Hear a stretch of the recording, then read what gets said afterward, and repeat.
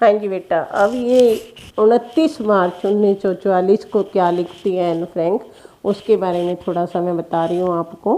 पढ़ना अपनी है, रीडिंग आप बुक में से कर लेना। उसके बारे में बता रही हूँ थोड़ा थोड़ा कि कैसे वो बता रही है कि एन कैबिनेट मंत्री मिस्टर बोथकेस्टीन के भाषण के बारे में लिखती है कि कैबिनेट मंत्री हैं बोथकेस्टीन, वो लंदन में भाषण दे रहे हैं। तो उसके बारे में लिखती है कि उन्होंने कहा था कि युद्ध के बाद युद्ध का वर्णन करने वाले डायरियों व पन्नों का संग्रह किया जाएगा।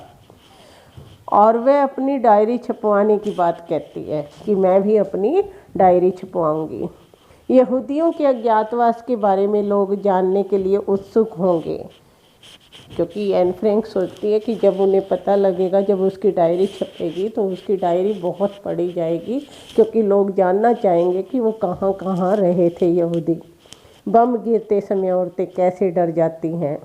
पिछले रविवार को ब्रिटिश वायुसेना के 350 विमानों ने इल्मुइडेन पर 550 टन गोला बारूद बरसाया तो उनका घर घास की पत्तियों की तरह कांप रहा था। ये खबर तुम्हें अच्छी नहीं लगेगी। लोगों को सामान खरीदने के लिए लाइन में लगना पड़ता है। कैसी स्थिति थी उस टाइम। चोरी चकारी बहुत बढ़ गई थी। किसी के घर में भी क्या था, छोटे छोटे बच्चे ही क्या थे, चोरी करने के लिए आ जाते थे। लोग 5 मिनट के लिए भी अपना घर नहीं छोड़ सकते थे। डचों की नैतिकता अच्छी नहीं है। सब भूखे हैं। एक हफ्ते का राशन 2 दिन भी नहीं चल पाता। बच्चे भूख व बीमारी से बेहाल हैं। फटे पुराने कपड़ों व जूतों से काम चलाना पड़ रहा है। सरकारी लोगों पर हमले बढ़ते जा रहे हैं। खाद्य कार्यालय, पुलिस सभी या तो अपने साथी नागरिकों की मदद कर रहे हैं या उन पर कोई आरोप लगाकर जेल भेज रहे हैं। मतलब वहाँ के भ्रष्टाचार के बारे में सारा कुछ लिख रही है कि कैसे किस तरह से मतलब हुआ पड़ा है कि जो आम लोग हैं, यहूदी परिवार हैं, किस तरह से मतलब परेशान हैं। फिर मंगलवार 11 अप्रैल 1944 को एन क्या बताती है कि शनिवार के दिन 2 बजे के आसपास तेज गोलाबारी शुरू हुई। रविवार दोपहर के समय पीटर उसके पास आया। पीटर एन का फ्रेंड था, मित्र था। उससे वो सारी बातें कर लेती थी और वो भी अपनी सारी बातें उससे कर लेता था।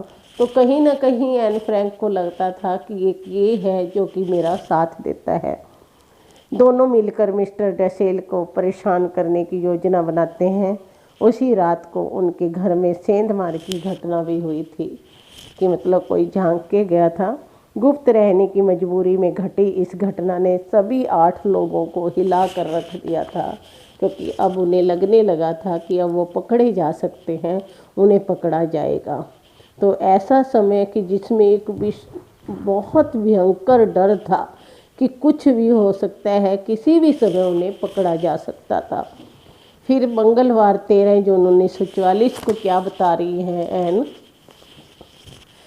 कि एन क्या बताती है कि आज वो 15 साल की हो गई है। अज्ञातवास में ही क्या है बेटा, उसका जन्मदिन आ जाता है और वो कहती है कि मैं 15 साल की हो गई हूँ।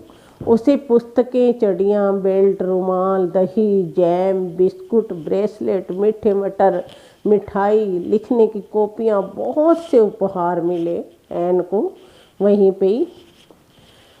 और मौसम खराब है और हमले जारी हैं। जन्मदिन वाले दिन की बात बताती है। वह बताती है कि चर्चिल उन फ्रांसीसी गांवों में गए थे जो ब्रिटिश कब्जे से मुक्त हुए हैं। चर्चिल को डर नहीं लगता, वह उन्हें जन्मजात बहादुर कहती है। ब्रिटिश सैनिक अपने मकसद में लगे हुए थे। हॉलैंड वासी सिर्फ अपनी आज़ादी के लिए ब्रिटिशों का सहयोग चाहते थे, कब्जा नहीं। वह कहती है कि इन मूर्खों को यह नहीं पता कि यदि ब्रिटेन ने जर्मनी के साथ संधि पर हस्ताक्षर कर दिए तो हॉलैंड जर्मनी बन जाएगा।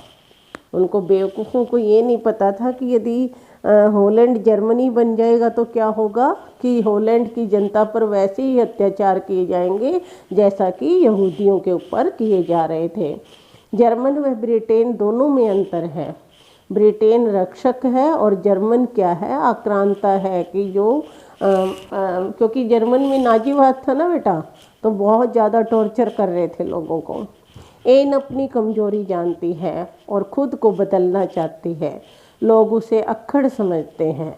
मिसेज वान दान और डसहेल जैसे जड़ बुद्धि उस पर हमेशा आरोप लगाते रहते हैं। मिसेज वान दान उसे अक्खड़ समझती है क्योंकि वह उससे भी अधिक अक्खड़ है। वह स्वयं को सबसे अधिक अधिकारती है। वह माँ के उपदेशों से मुक्ति पाने के बारे में सोचती है। उसकी भावनाओं को कोई नहीं समझता और वह अपनी भावनाओं को गंभीरता से समझने वाले व्यक्ति की तलाश में है। वह पीटर के बारे में बताती है। एन फ्रैंक अब पीटर के बारे में बता रही है जो उसका दोस्त है। पीटर उसे दोस्त की तरह प्यार करता है। एन भी उसकी दीवानी है। वह उसके लिए तड़पती है। पीटर अच्छा है, भला लड़का है, परंतु उसकी धार्मिक तथा खाने संबंधी बातों से वह नफरत करती है। उन्होंने कभी न झगड़ने का वायदा किया है। वह शांति प्रिय, सहनशील, बेहद सहज आत्मीय व्यक्ति है। वह एन की गलत बातों को भी सहन कर लेता है। वह कोशिश करता है कि अपने कामों में सलीका लाए। वह अपने ऊपर आरोप न लगने दे। वह अधिक घुना है। वे दोनों भविष्य, वर्तमान व अतीत की बातें करते हैं। एन काफ़ी दिनों से बाहर नहीं निकली। 2 साल हो गए थे अंदर अंदर बैठे हुए, छुपे हुए बैठे थे वो, और वो काफ़ी दिनों से बाहर नहीं निकली थी। अब उसे वो प्रकृति को देखना चाहती थी, खुली हवा में सांस लेना चाहती थी। एक दिन गर्मी की रात में 11:30 बजे एन का उसने चांद देखने की इच्छा की, परंतु चांदनी अधिक होने के कारण वह खिड़की नहीं खोल सकी। आखिरकार बरसात के समय खिड़की खोलकर तेज हवाओं व बादलों की लुका छिपी को देखा। वह अवसर 1.5 साल बाद उसे मिला था। प्रकृति के सौंदर्य के आनंद के लिए अस्पताल व जेलों में बंद लोग तरसते हैं। आसमान, बादलों, चांद और तारों की तरफ देखकर उसे शांति व आशा मिलती है। प्रकृति शांति पाने की रामबाण दवा है और यह उसे विनम्रता प्रदान करती है। क्योंकि ऐसा समय बेटा जहाँ उन्हें एक घुटन में रहना था, एक बंद कमरे में रहना था, तो ऐसे में एन क्या चाहती थी, वे खुलकर सांस ले, प्रकृति को देखे, चांद को देखे, लेकिन ऐसा समय भी उसे नहीं मिला। एन पुरुषों और औरतों के अधिकारों के बारे में भी बताती है। उसे लगता है कि पुरुषों ने अपनी शारीरिक क्षमता के अधिक होने के कारण औरतों पर शुरू से ही शासन किया है। क्योंकि हम कंपैरिजन करें तो कंपैरेटिवली वुमेन्स के जेंट्स क्या होते हैं, थोड़ा पावरफुल होते हैं, मतलब फिजिकली पावरफुल होते हैं। तो वो कहती है कि इस कारण क्या है, हमेशा उन्होंने औरतों के ऊपर शासन किया है, औरतों को दबा कर रखा है। औरतें इस स्थिति को बेवकूफ़ी के कारण सहन करती आ रही हैं। अब समय बदल गया है। शिक्षा, काम और प्रगति ने औरतों की आंखें खोल दी हैं। कई देशों ने उनको बराबरी का हक दिया है। आधुनिक औरतें अब बराबरी चाहती हैं कि जो मॉडर्न लेडी है वो हमेशा अब क्या चाहती है, वो नहीं चाहती कि वो दब के रहे किसी जेंट्स के नीचे। तो अब वो क्या है, आज़ादी चाहती है, अधिकार चाहती है, आगे बढ़ना चाहती है। औरतों को भी पुरुषों की तरह सम्मान मिलना चाहिए। उन्हें सैनिकों जैसा दर्जा मिलना चाहिए। युद्ध में वीर को तकलीफ, पीड़ा व बीमारी व यातना से गुजरना पड़ता है। उससे कहीं अधिक तकलीफ बच्चा पैदा करते वक्त औरत सहती है। बच्चा पैदा करने के बाद औरत का आकर्षण समाप्त हो जाता है। मानव जाति की निरंतरता औरत से है। वह सैनिकों से ज़्यादा मेहनत करती है। इसका मतलब यह नहीं कि औरतें बच्चे उत्पन्न करना बंद कर दें। प्रकृति यह कार्य चाहती है और उन्हें यह कार्य करते रहना चाहिए। तो यहाँ क्या कह रही है एन कि एक सैनिक को हम सम्मान देते हैं, क्यों? क्योंकि वो देश पर न्यौछावर हो जाता है। तो एक औरत अपने परिवार के लिए इतना करती है, इस संतान को जन्म देती है, उसका पालन पोषण करती है, तो क्या उसको सैनिकों जैसा सम्मान नहीं दिया जाना चाहिए? तो उसको भी सम्मान दिया जाना चाहिए एक सैनिक के समान। वह उन व्यक्तियों की आलोचना करती है जो समाज में औरतों के योगदान को मानने के लिए तैयार नहीं हैं। वह पोल दे क्रूइफ से पूर्णतः सहमत है कि पुरुषों को यह बात सीखनी ही चाहिए कि संसार के जिन हिस्सों को हम सभ्य कहते हैं वहाँ जन्म अनिवार्य है और टाला न जा सकने वाला काम नहीं रह गया है।